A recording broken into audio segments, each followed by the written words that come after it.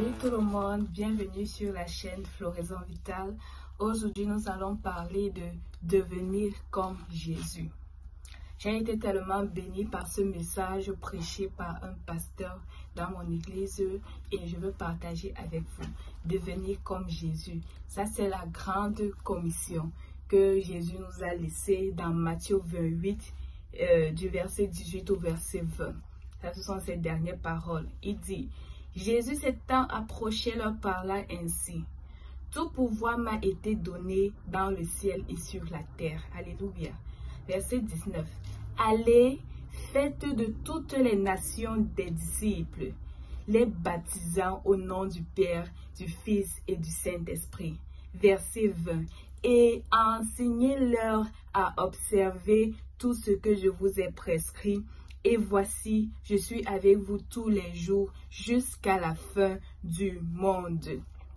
Allez, faites de toutes les nations des disciples. Ça, il s'agit de la grande commission.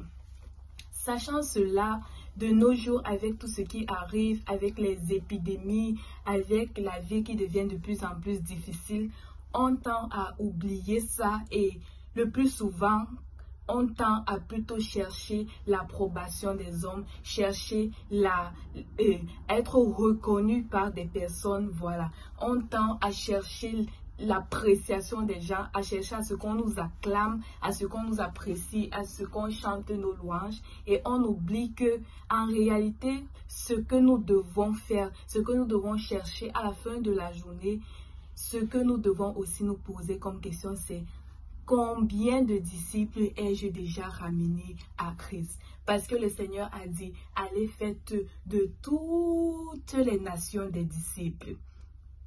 Et voilà, les baptisant au nom du Père, du Fils et du Saint-Esprit, et enseignez-leur à observer tout ce que je vous ai prescrit. Donc nous devons nous demander: est-ce que aujourd'hui, par mon comportement, j'ai enseigné à des personnes comment se comporter comme Christ, comment devenir comme Christ, comment aimer comme Christ, comment avoir compassion comme Christ? Est-ce que je suis plutôt méchante? On me reconnaît comme une personne qui n'a pas de cœur, qui est sans cœur, qui n'a pas compassion des autres, qui n'aide pas les autres.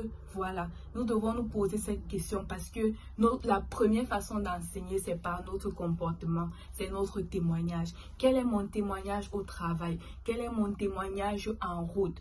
Est-ce que j'aide des personnes en détresse? Est-ce que nous devons nous poser ces questions? Et le pasteur a dit que c'est en devenant comme Christ, c'est en marchant comme Christ.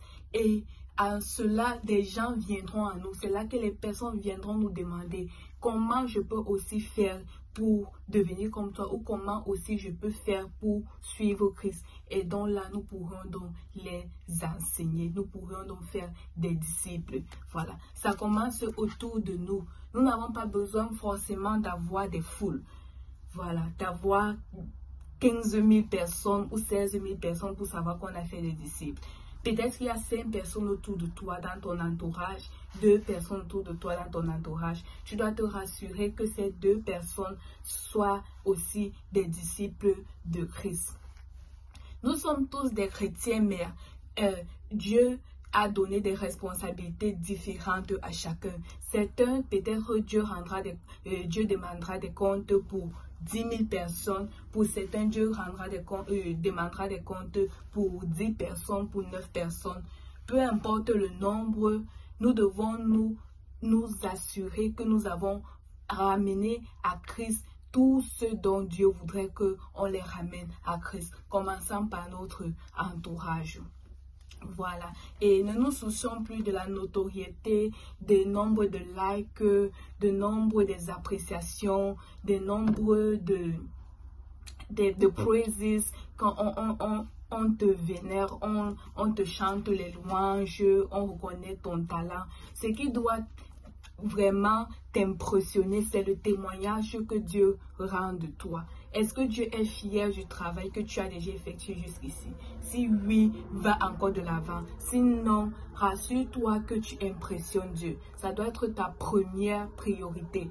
Impressionner Dieu. Satisfaire le cœur de Dieu. Voilà.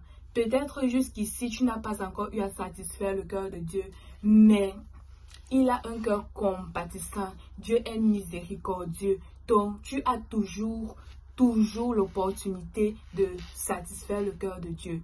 Tant que tu as la vie, ça veut dire que Dieu attend encore de toi. Voilà. Il ne se fait pas encore trop tard. Tu peux encore te remettre au travail et aller faire des nations des disciples. Voilà. Pour satisfaire le cœur de Dieu, pour que Dieu soit fier de toi, pour que Dieu dise bon et fidèle serviteur. Voilà. Tu peux avoir fait des mistakes, tu dois pas avoir fait des erreurs. Par ailleurs, moi aussi, il n'y a personne qui est parfait sur cette terre. Nous tous, nous avons fait des erreurs. Nous tous, nous avons pris des décisions de faire des disciples, mais à un moment, on s'est découragé. À un moment, on a mis nos intérêts personnels devant. Mais ce qui est bien, c'est que Dieu est toujours miséricordieux. Il pardonne. Voilà, il pardonne et il voudrait qu'à tout moment, on se rappelle que c'est son témoignage qui est le plus grand. Dieu est le plus grand au-dessus de tout autre témoignage. Même si les autres ne te comprennent pas, Dieu te comprend. Donc du coup, mets-toi au travail, évite la reconnaissance, évite d'être reconnu par les autres parce qu'en faisant cela, tu peux t'égarer, tu peux changer de chemin, tu peux commencer à vouloir faire tout pour plaire aux autres, pour qu'on continue de t'applaudir, au lieu de faire ce que Dieu veut de toi. Voilà, c'est ça que je nous exhorte aujourd'hui. Soyons comme Christ, devenons comme Christ. Voilà, devenons comme Christ et que par notre témoignage, par notre comportement, par nos actions de chaque jour, nous amenons aussi des gens à être comme Christ. Voilà. Soyez bénis, bonne journée.